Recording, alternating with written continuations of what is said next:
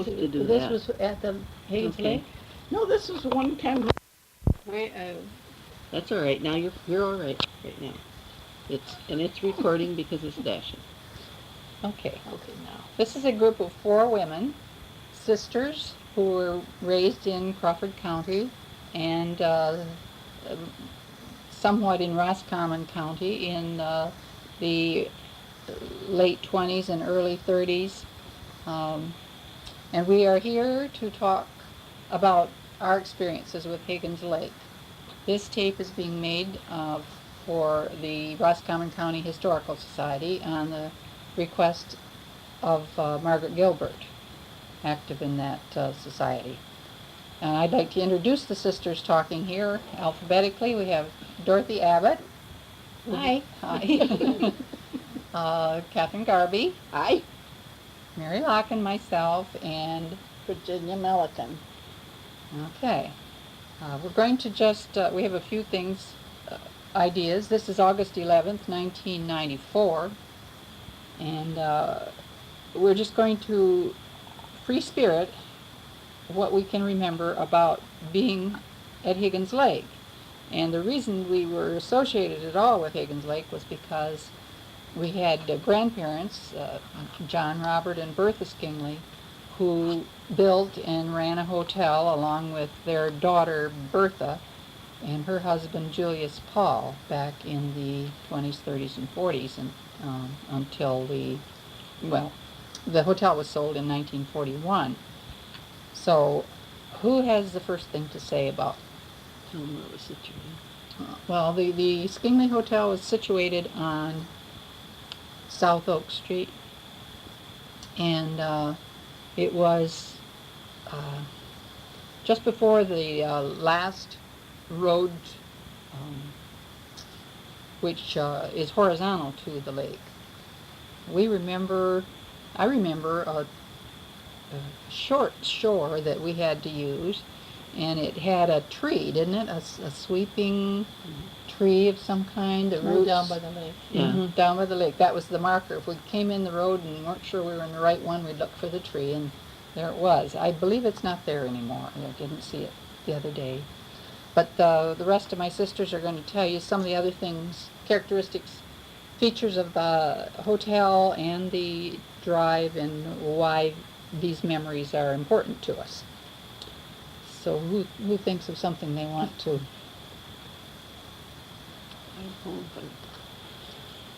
The flagpole Yeah. first.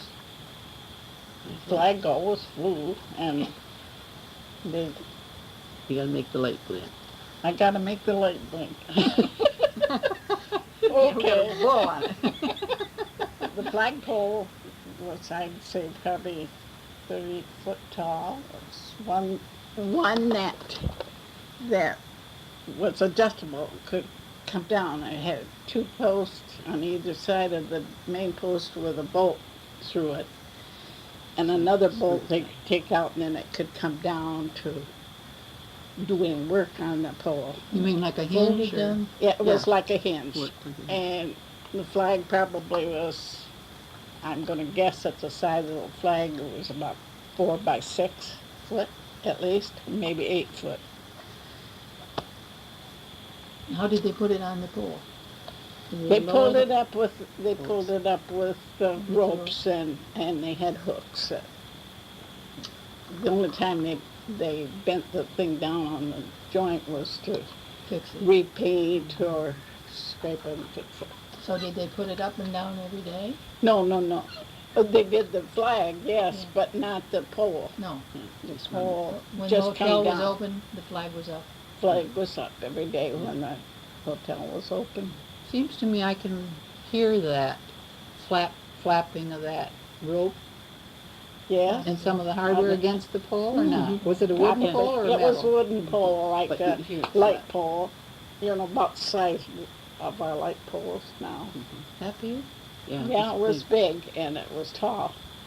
It must have been at least 25, maybe 30 Oh, feet. I would say it was 30 feet, maybe. Because it maybe was above even the more. roof of the It was hotel. way above, you could see it from the hilltops surrounding the lake. Hmm. So when they went out to fish, they could find their way home. That was kind of a marker. That's a fireplace now, wasn't that the same spot? Well, the fireplace was over to the side. I love that. You want to talk? No. Fireplace was over to the side a little bit, and I would say it was a pit in the ground with stones wall made around it. And I would say it was probably 10 foot across, maybe 12 foot. It was big. And they had a big bonfire every night that I was there. When I was visiting. And the guests would gather around Yeah, the there? guests, they would have marshmallows and go out there, and there wasn't much doing other than that. Something I remember about the hotel, since I was the younger one, and I wasn't too old when we quit going down there, but the porch seemed to me, a porch which was very long and went around, I guess, 2 or 3 sides of the building, was made with, I think, a special kind of wood. I remember Dad talking about that. And it seemed to me that when I walked around it, my heels made a special kind of sound, and then the sound almost echoed because the porch was up maybe 6 or 8 inches from the ground. And so it was a sound that was fun to make. 2 steps. 2 steps. That'd be about right. Maybe it was 12 or 14 inches off the ground. Anyway, I remember entertaining myself by making that noise and by walking around the porch. Let's see. Not much. Why don't you react to that? Do you remember that? I don't remember that, but you probably walked around thinking it sounded like high heels Yeah, probably. Could on the be. porch. What I remember about the rooms upstairs that they rented out was that the names of the rooms were colors, like red, blue, green, and that meant that all the china pieces in there were painted in the same color. They were painted with a scene on them. The wash basin, the water pitcher, the slop jar, and the thunder mug were all painted to match. I remember that one real well. They had dressers that had marble tops on them, washstands with marble tops so the water wouldn't hurt them. And then I remember the coffee mill on the kitchen wall, and it had a whole quart jar on the bottom of it, so the time you got coffee ground, you'd have a quart of ground coffee. Mm. And there was a great big huge iron stove in the kitchen, restaurant size, big huge thing. What did it burn? Wood. Wood. Hot Hot. in the summer. And it was the hot in the kitchen. summer. Do you remember having trouble with the crank on the? Yeah. So do I. Coffee mill. Did you have to work in the kitchen? I worked a little bit and waited on table and sold candy bars. They had a little glass case there across one end of the dining room where they sold a few sundry things of that type. And just maybe on a busy weekend or a holiday, they'd let me go down there. I wasn't too terribly old. I was maybe 13. Yeah. So Were the steps up to the upstairs bedrooms carpeted? Or do I remember them squeaking when you walked up?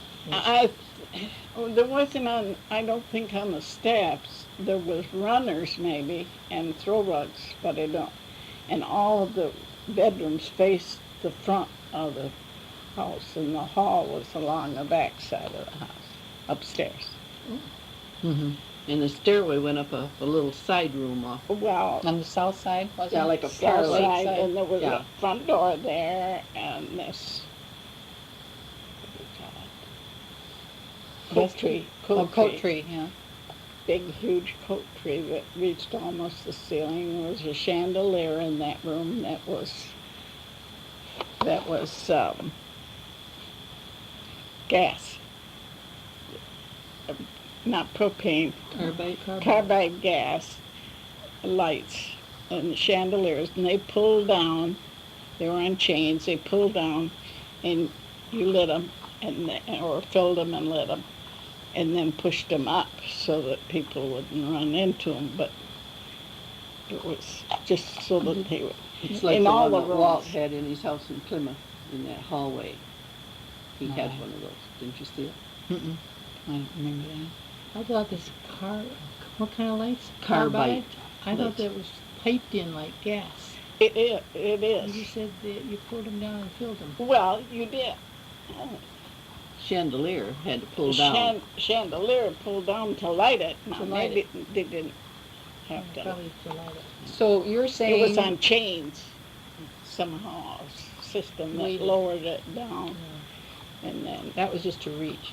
just to reach it to light Now on it. the farm, the carbide, as I understand it, the carbide was made by some piece of chemical or rock-like thing, and then I think when it got wet, then the gas evaporated from it and piped into the house, and then they lit them probably with a match, didn't they? Oh yeah.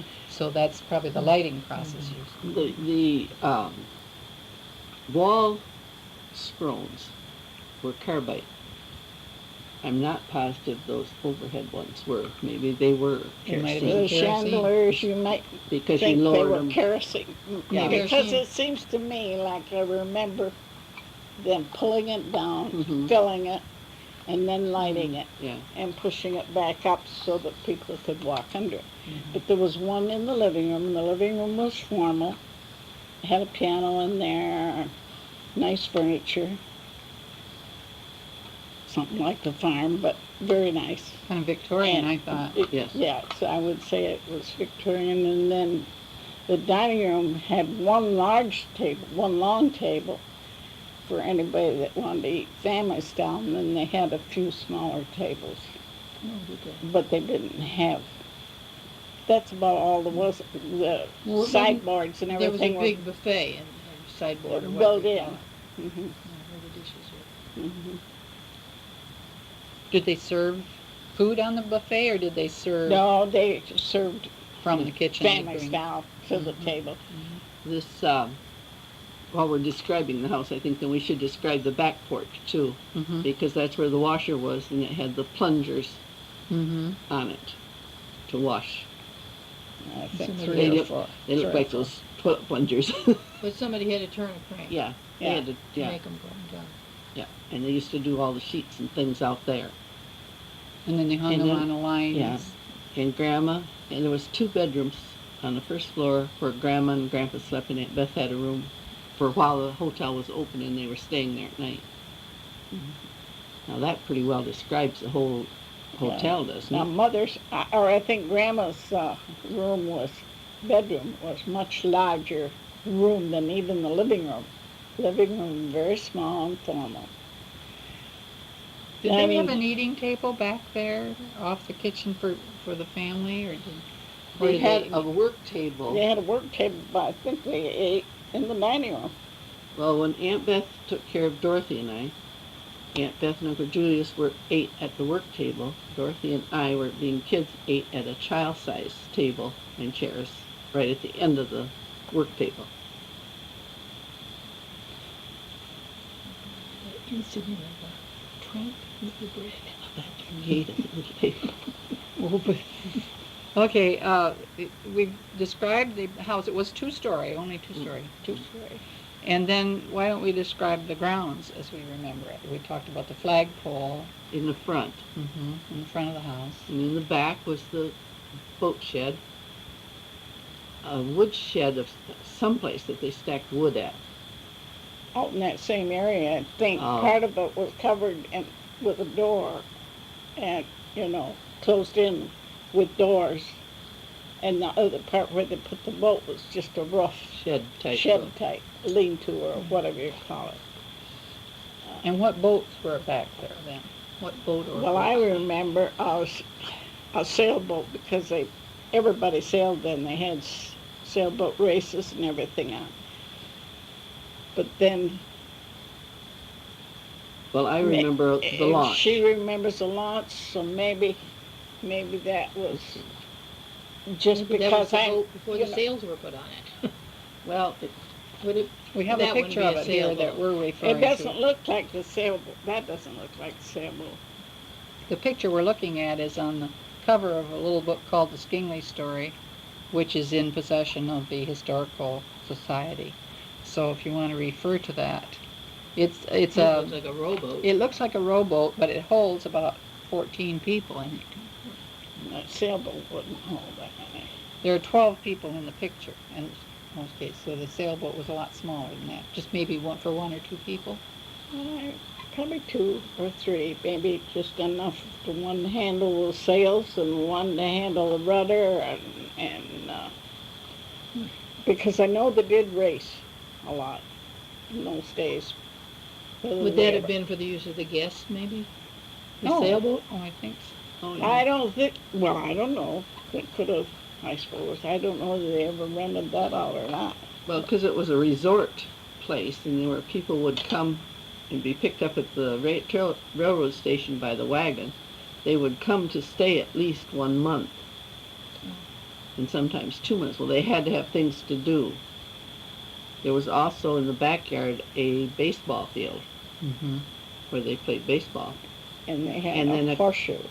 Yeah, and they had a horseshoe, and then up on the hill across the road was Spatz's livery stable where they could go for riding horses. Across Higgins Lake Road, you're referring Yes. to. As I recall, the road into the hotel was just a trail, wasn't it? Two track. With grass, tall grass in the middle. Depended on the time of year. A Yeah. lot of sand. A Yeah, lot of sand around Sand Higgins around Lake and Hotel. brushy grass. It wasn't manicured lawn. Sometimes you get stuck, especially if it rained. Mm-hmm. You know, because the tracks are thick. Do you remember them calling it sinking sand around there somewhere? No, I don't remember them saying anything, but it could have been because that's what it was like lots of times. It seems to me it was a long way down to the lake Mm-hmm. Felt like it from then. from the hotel. And it was it was only about about half a block. We'll have to it take wasn't- you- it we'll have wasn't to take very- you over there. very- I must have been Back. a little girl. and it probably seemed It And seemed we like had it was talked a about the long leaning way. tree down there at the lake shore. On the other side of the road, there was a log there, too. I tell them about the clams there. where Okay. Uncle Julius used to walk down to the lake with us 3 girls, and he'd sit on that log, and we'd find the freshwater clams and bring them to him. He would open them, and he ate the clam and gave us the shells that we had for dishes. And we used to play with dishes all the In the time. sand. Yeah. I remember that there was a dock down at the beach, yes, there was a dock. and that when I looked back through the old pictures, what I found were a lot of pictures in women in black bathing suits, kind of long. They would below their knees and skirts on them. And, Well covered up. Yeah. The mature Well- women, and then those of us who were little had bathing suits One- pretty but much they- like today, but they were wool. Oh, they One weren't piece. bikinis or anything. Oh, no, you no, know. but I mean, Just one-piece bathing suit, Yeah. all they wool. came up to Yeah, the top of your thigh.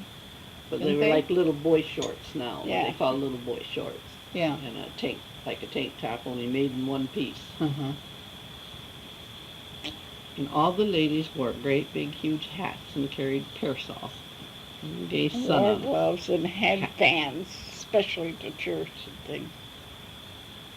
And Of course, take a because they fan. didn't want to be out in that sun. You mean when you saw the ladies dressed for that little church up on the...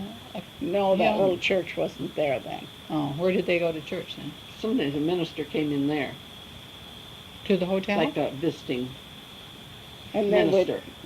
like a visiting minister. And then they'd just Have it. usually in the dining room, everybody could sit around the dining room.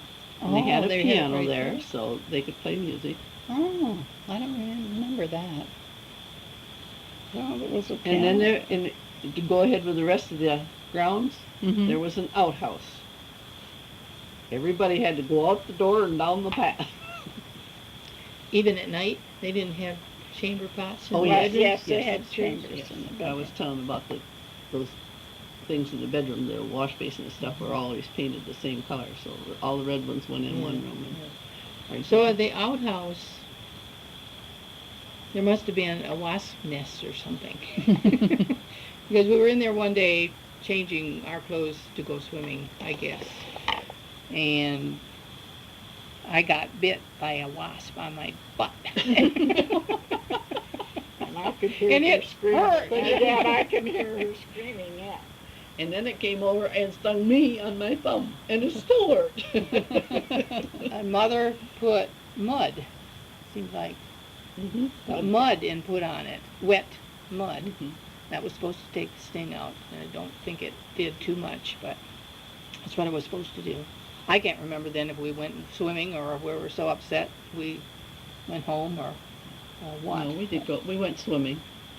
Probably the cold water took more of the sting out than the mud did. Yeah. I can remember that outhouse because it was interesting that the daughter, or I guess it would be the granddaughter of the Mr. Perry who bought the hotel.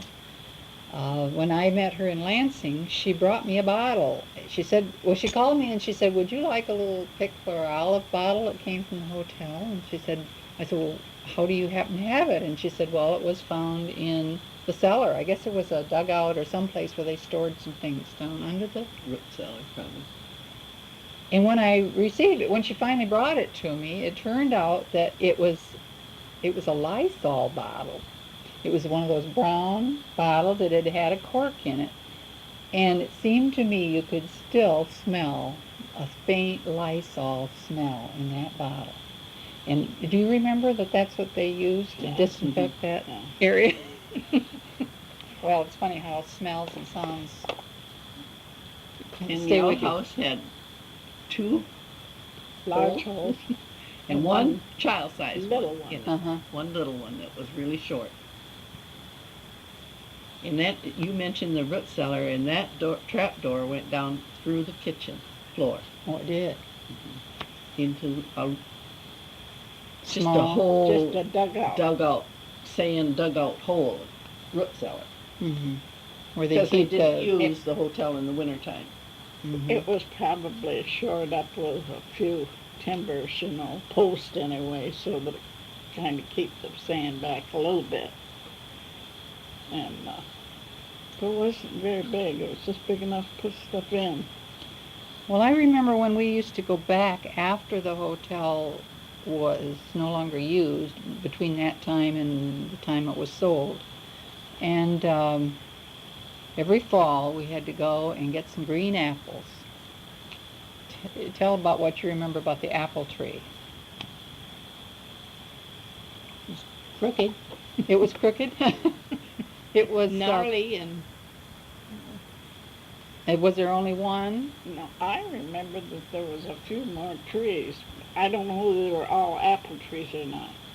Yeah, there were other trees, but I didn't think there were other fruit Right. trees, but who knows?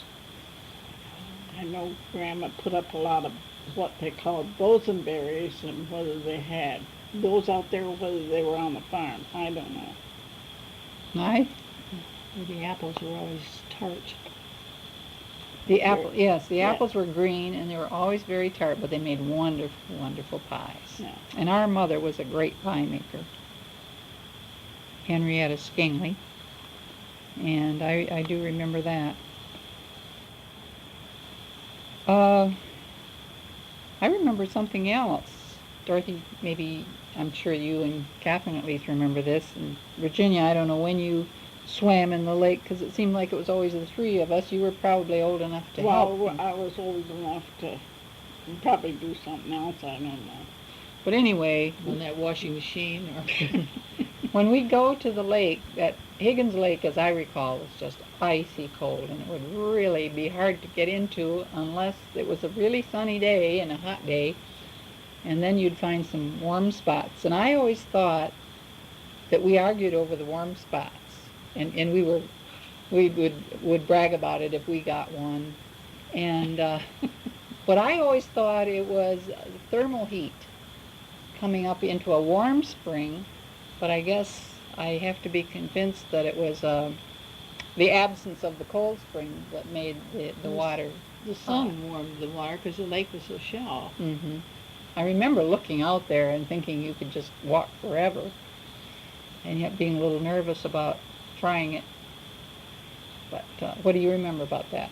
I remember walking out a long distance, and we thought we were so big because it seemed like we were halfway across the lake before it got up to our waist, and how brave we were to walk that far. Mm-hmm. We played a lot on the shore in the sand. You'd play in that warm water, Mm-hmm. and then once in a while you'd stumble over into one of these springs where it was colder, and you'd want to get out of there, you know.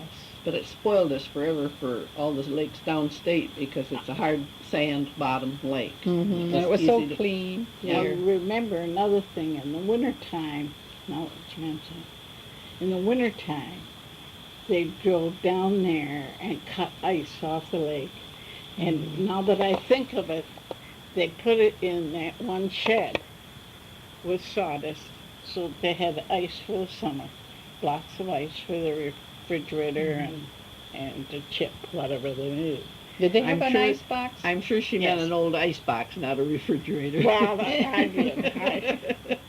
Where you put the chunk of ice in the box. Well, I had one of those even after I was married. But I know Roy used to go over there and cut ice even after we were married and bring home, you know, because it And was you had shallow in the- long enough that they could cut and not go through any place. They could still have a road to drive on, whether it was teams or tractors or whatever they used. As years go, you know, as progress came, they used tractors finally, but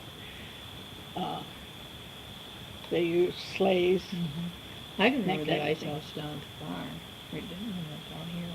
Yeah, Where you had the ice in the just about with where, the sawdust. And between where Marcy and Caleb. That's where it that's stood. right. It was over on that side of the street. And we filled it full every winter and had it to sell all summer after we were married. But before that, I know they used it down to the lake, and that's why it had the doors on it, because that part of the shed was used for ice storage. Mm. Speaking of vehicles, that we talked about the horse and wagon going after the visitors, the guests who were coming to the hotel. Were there any other kind of vehicles that you remember from those days?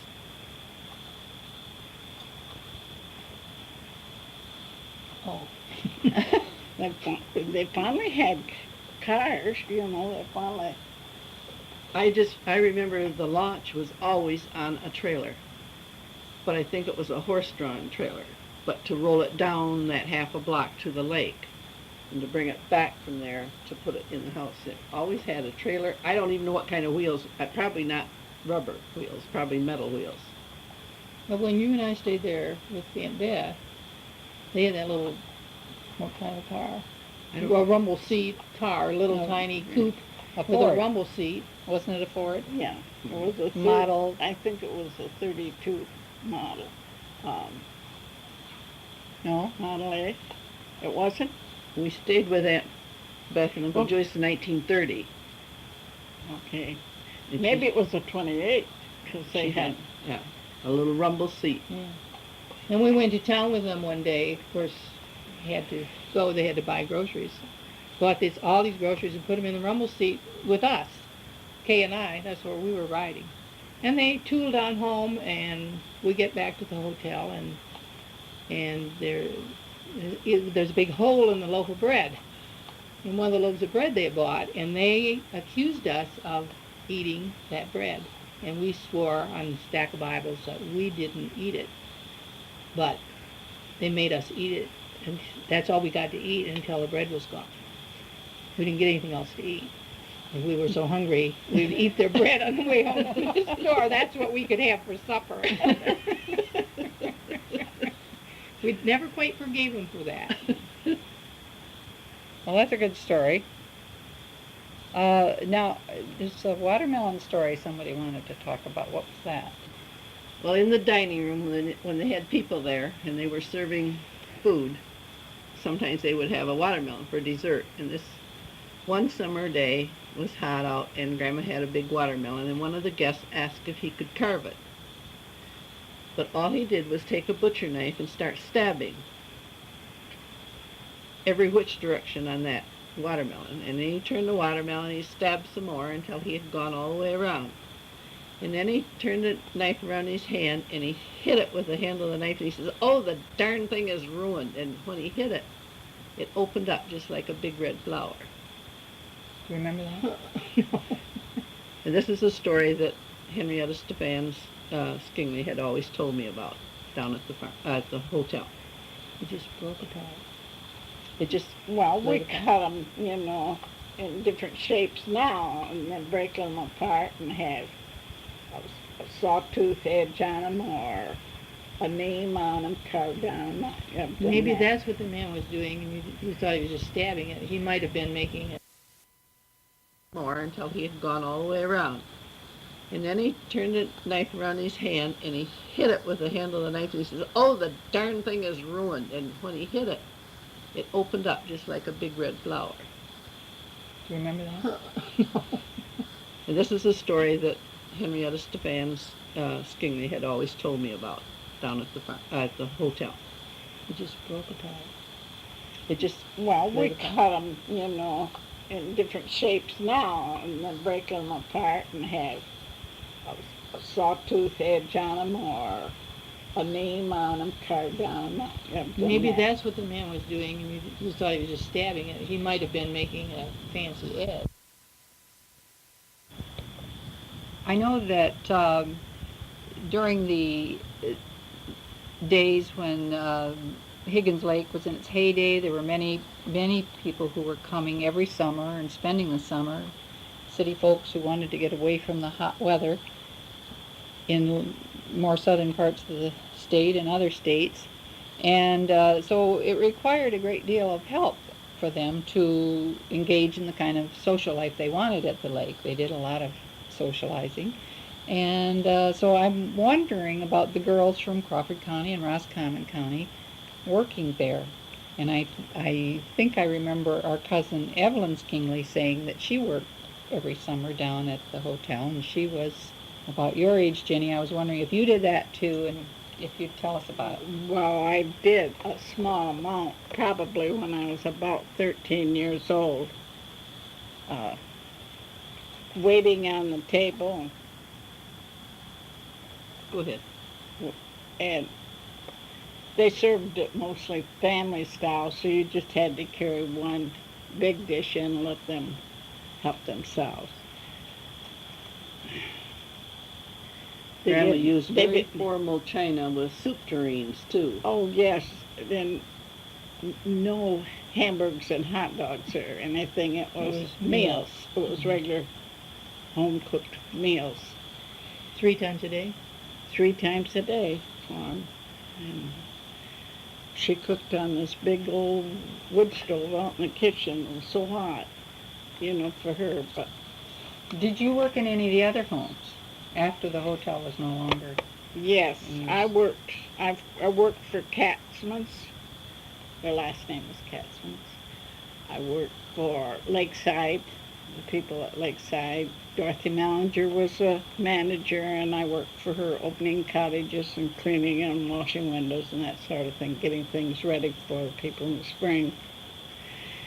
It usually took us about 2 months to open all the cottages and scrub down all the stairs and walls and floors and windows, and some of them were really large places.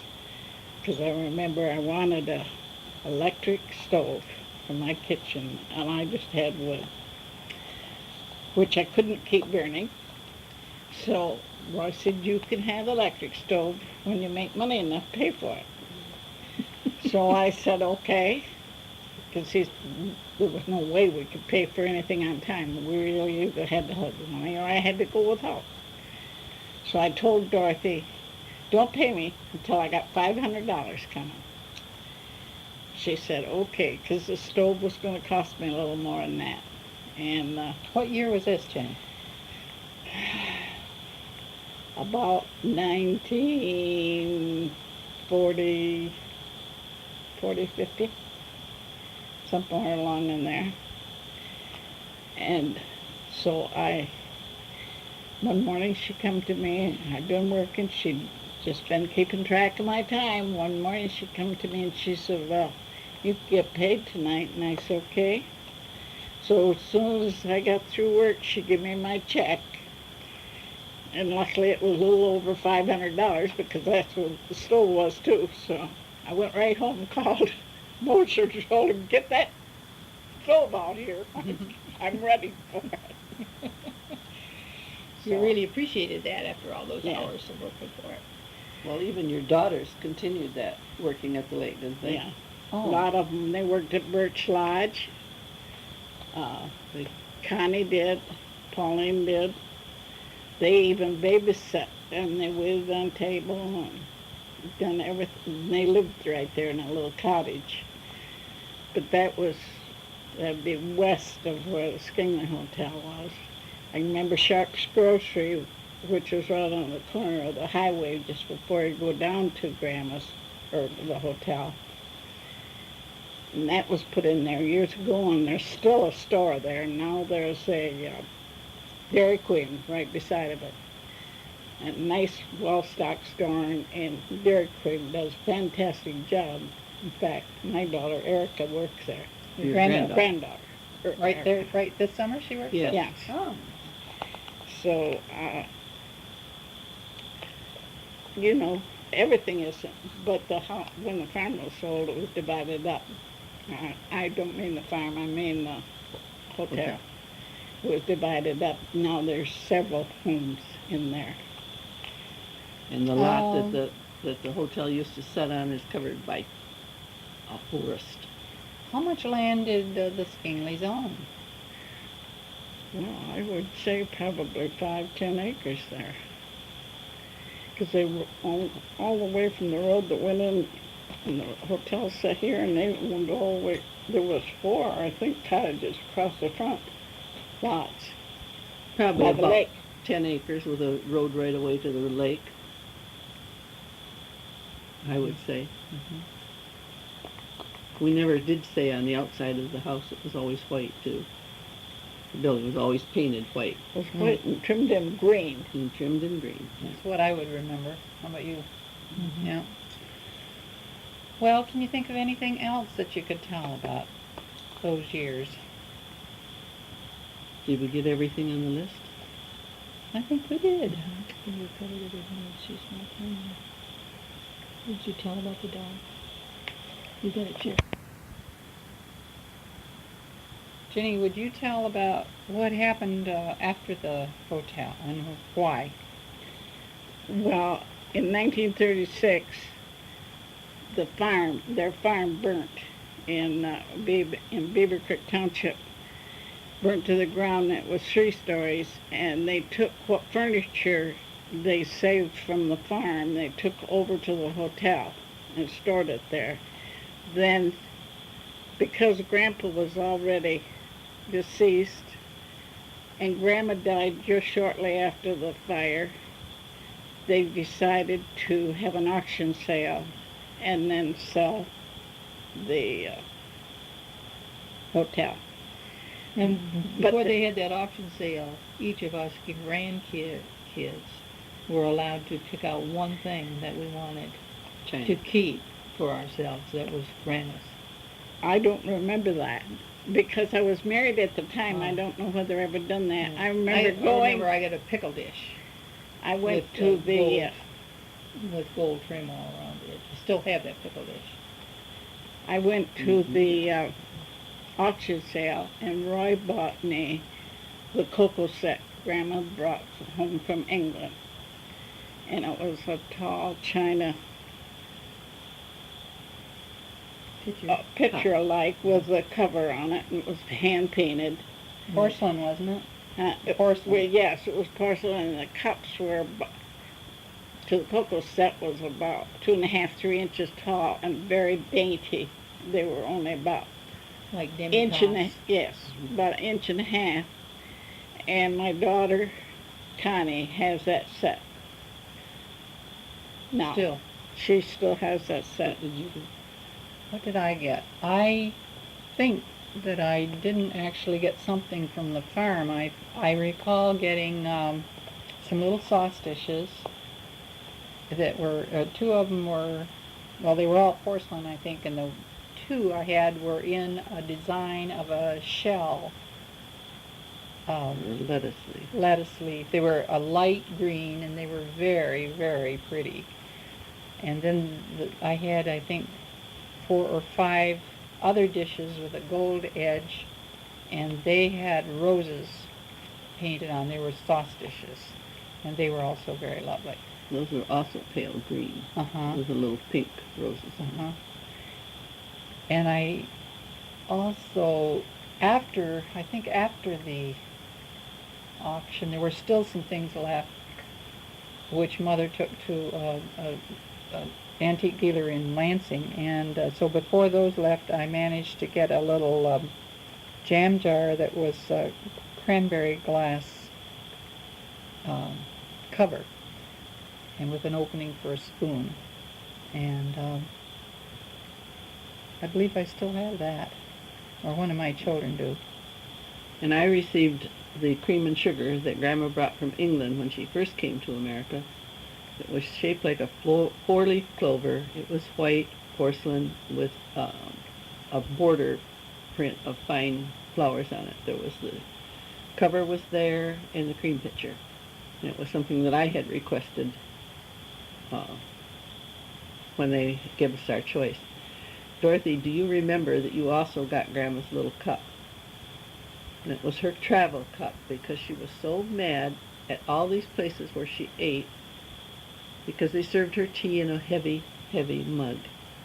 And so she carried this little tiny saucer and cup, and it was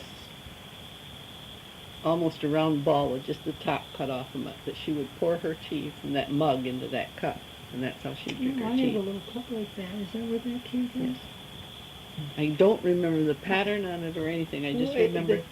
Like you said, it was a round shape Hmm. with the slice off the top and this little fancy little handle. And there was green around the base of the cup. There was a lot of green painted and some others I can't remember.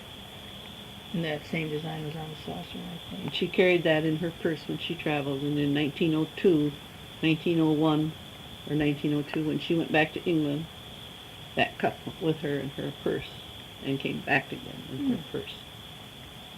Oh, I forgot that story if I ever knew it. I think I remember that. I remember the day the farm burned, that when my mother heard about it, and I was still young enough that I wasn't off somewhere else, she put me in the back seat of the car and drove as fast as she could down to the farm, and everyone in the family was doing what they could to help. And I remember that she didn't want me to get out of the car because of the fire, and that maybe I'd get in trouble. So I sat there looking at it, and I can remember I must have fallen asleep, and when I woke up, that the part of the building that was standing when I went to sleep while I was sitting there looking at it was no longer there, and there were pieces of furniture sitting around on the south side of the house, and just a sad feeling that how could that happen? That house was there and now it's gone. And so I don't know what was sold, but I think that they had quite a few furniture items. They did. They sold everything, even what was over at the hotel at that time. Because I know I wanted some of that marble top furniture and couldn't afford it. So it went to someone else. Whoever bid the highest, I guess. So, Mary, wouldn't you like to talk about the miniature house now? Well, yes, I could, because it does tie right in. Eh, it's kind of a long story, but to make it short, my husband decided he would let me have a project about 1980. I wrote the Skingley story, and I was interested in the family and restoring some of the memories of the family. And in the process, we decided we would build a house, a miniature house. And when I was trying to decide what it would be, The builder I talked with said that, well, some people build a house that had some meaning for them when they were children. And at the time, I thought this would be a dollhouse for my granddaughter. But of course, it grew into much more than that because it was very valuable piece when it was finished. But we built the Skingley farmhouse on a scale of 1 to 12, so a 1 inch to 12 inches or a foot, and so we had the cousins, all of us and our first cousins who were the Skingley grandchildren, the 7 left from the 10, and we got together and talked about all these things.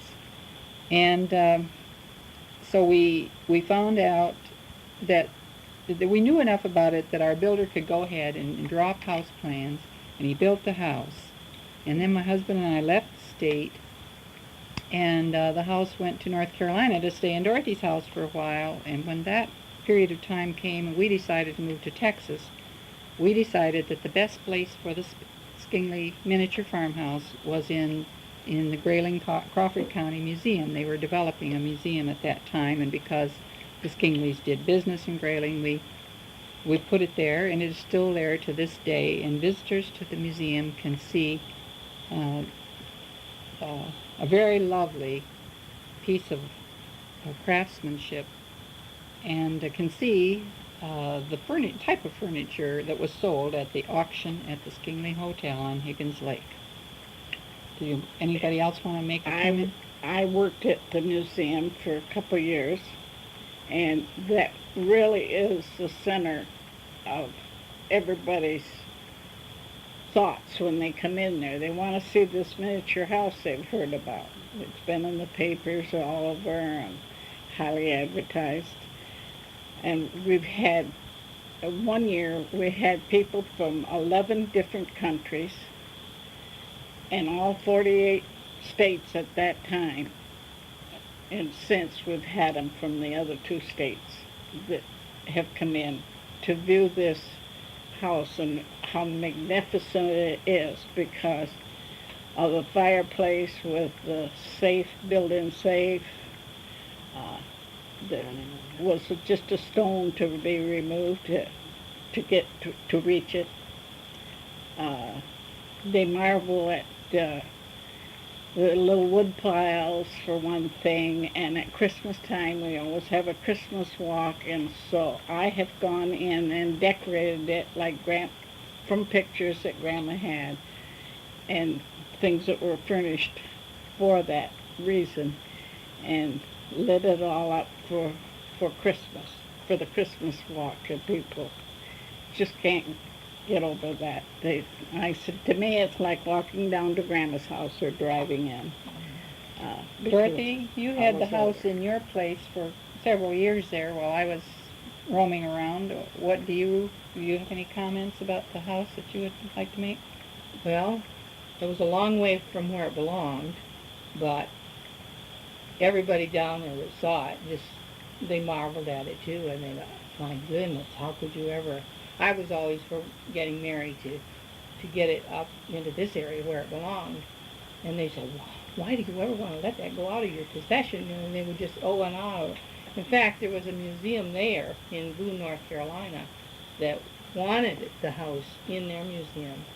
But the director of the museum came out to my house and looked at it and was just thrilled with it, but he said he could not imagine any way he could make it appear to be an Appalachian house. You know, it wasn't, and it didn't belong there, but he did want it. But my impression, and a lot of people that came in to see it, they said they must have been really wealthy. And I think for the day, they must have been, to have that type and that much. 3 stories and have it all figured out. They even had free flowing water, but free fall, I should say, but and they had these carbide lights again, and so they had more than most people. Why the water was free flowing? Well, because they put it up in this large tank like a horse tank up in the third floor with a windmill, pumped it up there. And then there was one straight pipe down to the kitchen with a tap on it, like a lot of brass outdoor taps. But for that area, for that time, Out in the country like that. out in the country, and they were very well-to-do people. Catherine, I felt like. you need to tell us your impressions of the miniature house.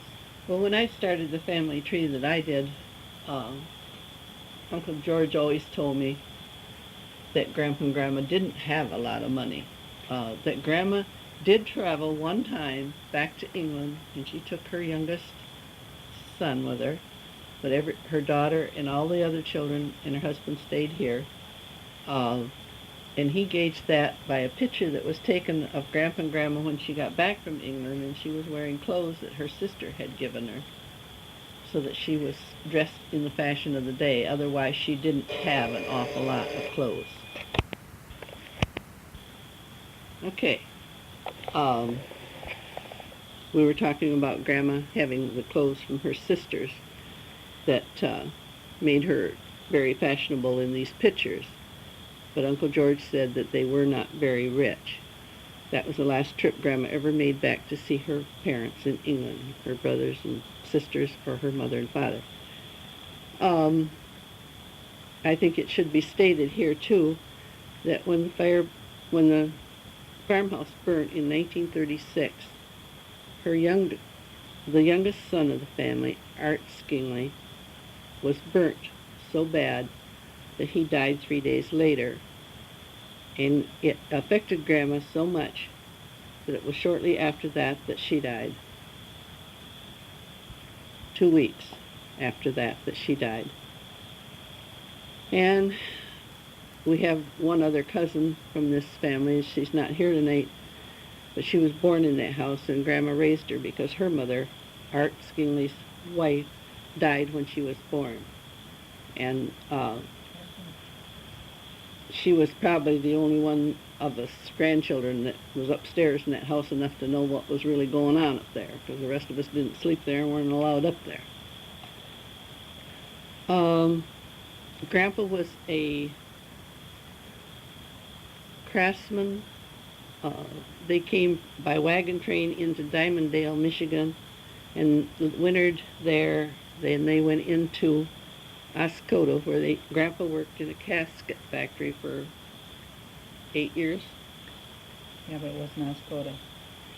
Not Oscoda, I'm sorry, Owasso. Mm-hmm. And he worked in a casket factory for approximately 8 to 10 years, where he saved enough money to come up to Pure Cheney and then homestead the property. And when they came there was a chicken coop that they lived in. The fields were planted in turnips, which they lived on for the whole winter. So they had a very poor start, and I think they probably used all the money that they had saved at the factory to build the house. And the miniature house that is in the museum in Grayling probably cost 4 times as much as the original farmhouse cost.